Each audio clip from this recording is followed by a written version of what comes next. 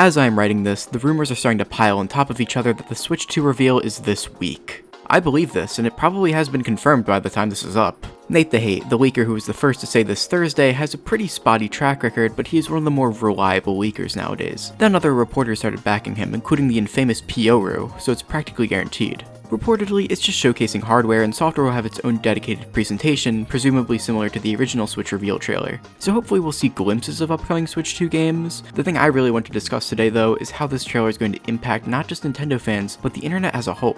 This will change everything, and I'm sure you know that, but it will like 10 times more than you realize. Think about it, genuinely. Nintendo will be entering a completely new console generation for the first time in 8 years. We have been with the Nintendo Switch for almost a decade. I understand that this is only a successor to the Nintendo Switch. It's merely a sequel to the original, so it won't be that different, but no, it will be, at least more than we realize. Remember the transition between the Wii and the Wii U? That was something huge for a simple sequel console. Nintendo isn't like PlayStation or Xbox when it comes to their next consoles. They add on interesting and innovative features that aren't even related to the console itself. Look at Miiverse for example, something that didn't even need to be part of the Wii U, but they decided to start that at the launch of it. I'm not saying that the rumored Switch version of TikTok is going to become a reality, but Nintendo definitely has more up their sleeves than just this being a Switch 2. That's the thing, for long-term success, they need this system to be more than just a Switch 2. Of course it's going to be successful, it's a Switch 2, and Nintendo understands how to properly market it now, unlike the Wii U where they made it seem like it was just an accessory for the Wii. But with the Switch 2, it's important for them to still have something that makes it stand out, not just being a sequel console. But look at the 3DS, not only was it the successor to the DS, but it had a camera, it had 3D, it had an actual eShop. As long as Nintendo has features like that, the Switch 2 will be a game changer. The next 8, heck, maybe even 10 years of Nintendo will be determined partially by whatever gimmick the Switch 2 has, the gimmick we're going to be shown very shortly if I get this video out on time. What I'm trying to say is, this trailer is going to dictate what it'll mean to be a Nintendo fan for the next decade, and no one is prepared for that, even after waiting and speculating about the system for so long. The trailer itself is intriguing. How are they going to present it? We already know it's a Switch. There's no novelty in showcasing big games like Breath of the Wild seamlessly transitioning from a handheld to console experience. They can't just repeat that, but better graphics. Surely whatever gimmick they have planned, I'm looking at you C-Button, will have a greater focus than the system itself, at least to an extent. Now I want to talk about how far we've come with the Switch itself. Just a decade ago, if you said that there would be a hybrid game system, not many people would think you could pull it off. But Nintendo opening that Switch reveal trailer with Breath of the Wild on that little device blew everyone's minds. The system was using 2015 technology at the time, which wasn't that bad for 2017, but by 2020 it started to really show its problems. I feel like the Switch should have launched with its 2019 refreshed model though, with improved battery life and general processing. To those who got a Switch prior to 2019, leave a comment to let us know how your Switch is currently holding up, and if it's on life support yet. The Switch Lite was a perfect alternative for casuals. $200 for a system with a library like that is a steal, and as someone who primarily plays handheld, there have been times where I considered just getting one.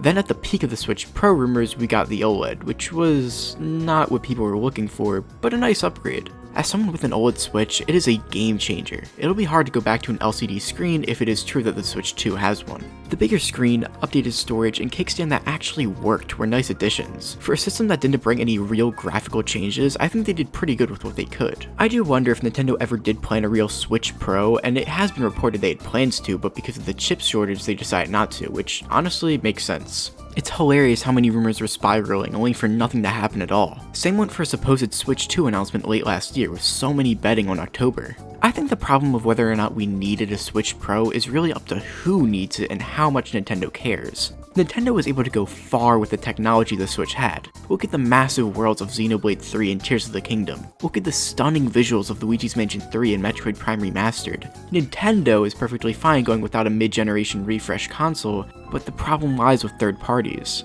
Look at games like Hogwarts Legacy or Mortal Kombat 1 running on Switch, and of course simply the games that skipped Switch entirely. Third-party support is essential to any console. Heck, Xbox is practically surviving off of it considering they don't have many exclusives anymore. And don't get me wrong, Nintendo did have a lot of third-party support, the most in a long time, but they were losing a lot of heavy-hitter third-party games by the last few years. There were even cases where some IPs got jeopardized because of this. IPs that had their audience on Switch but couldn't release their new entries on Switch because the tech is just too old. Thus, said games were released on systems their audience didn't have, which led to low sales. So it all depended on how much Nintendo cared and when it would get to the point where they had to do something, and I feel like it got to that point by 2023, but here we are in 2025 and we still haven't even officially seen the Switch 2 yet. The success of the Switch was so genius, they marketed it so perfectly to that young adult demographic instead of just kids. Of course, there are going to be your advertisements that cater towards a younger demographic, but you're not supposed to make that your entire identity. The Switch was able to get a perfect blend of casuals and hardcore fans, even more hardcore fans than the Wii.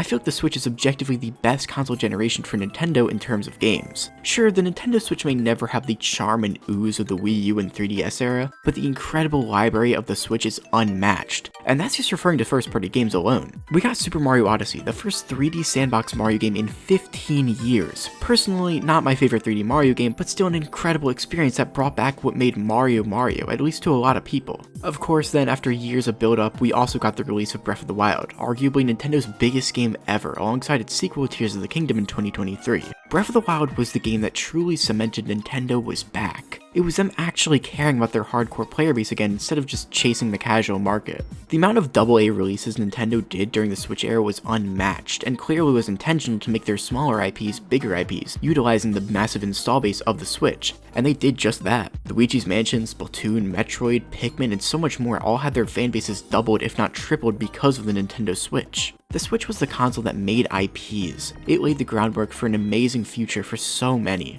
Even if some aren't seeing exponential growth like Famicom Detective Club, Another Code, or Endless Ocean, we still got games in those dormant IPs with a solid chance we can get more in the future. Now that Nintendo has grown all these IPs, it not only makes them less scared to try them out as opposed to doing something more financially safe like Mario, but it also helps expand those IPs into other mediums, something that the Switch era practically pioneered for Nintendo. Movies, theme parks, more varied merchandise, mobile games, these are all things Nintendo started or kept pushing during this era. We got Super Nintendo World, the Mario movie, Nintendo Music, Pikmin Bloom, Mario Kart Tour, Alarmo, and even the Nintendo Museum. Just like with games, I feel like things like these other mediums are simply laying the groundwork for allowing other IPs to expand further. For example, maybe we'll end up seeing a Splatoon land in Super Nintendo World or a Metroid animated series. What I'm saying is, the Nintendo Switch era was more than just the Nintendo Switch. Nintendo grew exponentially in other ways also, and I feel like not enough people acknowledge that honestly. Now looking at the Switch 2, this is going to be a new golden era for Nintendo, in more areas than just games. As I was saying, more expansions in different mediums, but also how I mentioned third parties. This is the time for those third parties that skipped releasing their games near the end of the Switch's lifespan to bring their games to Switch 2. They definitely have dev kits. I don't think it's a bold claim to say that the Switch 2 will have the most third-party support at launch than any other Nintendo system. This system is guaranteed to sell and developers know it.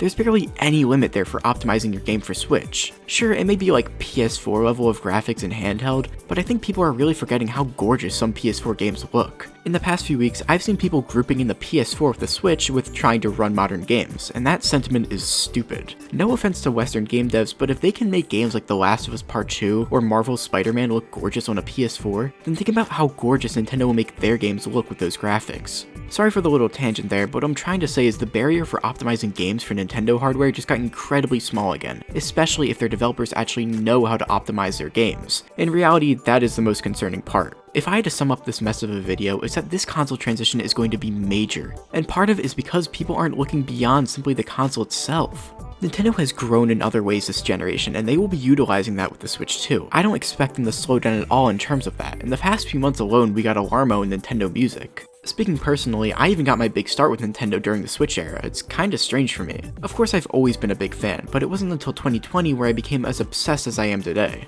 I even got my start on YouTube thanks to my stupid video about how the Switch 2 can't simply just be a Switch 2, and honestly, I might have to do a follow-up to that. I had some good points, but what we're getting is simply a Switch 2, but it will have a gimmick or two like I mentioned. Honestly, I don't even remember much of that video, which is probably a good thing. I just find it funny that people thought I pronounced graphical enhancements like graphical enchantments to simply piss people off, make them comment, and boost the video in the algorithm. But unfortunately, 2023 Lizardy was not that smart. Overall, this generation meant a lot to me, and I just wanted to make this messy ramble to just talk about it a bit more and how the future will be even brighter. Again, this generation was only the groundwork for much greater things to come, so get excited. But also reminisce and think about the amazing things that happened this generation for Nintendo, both relating to the Switch and not relating to it. Comment your favorite or least favorite memory. Let's give this generation a proper send-off. Thank you all so much for watching. I'll see you all next time as per usual.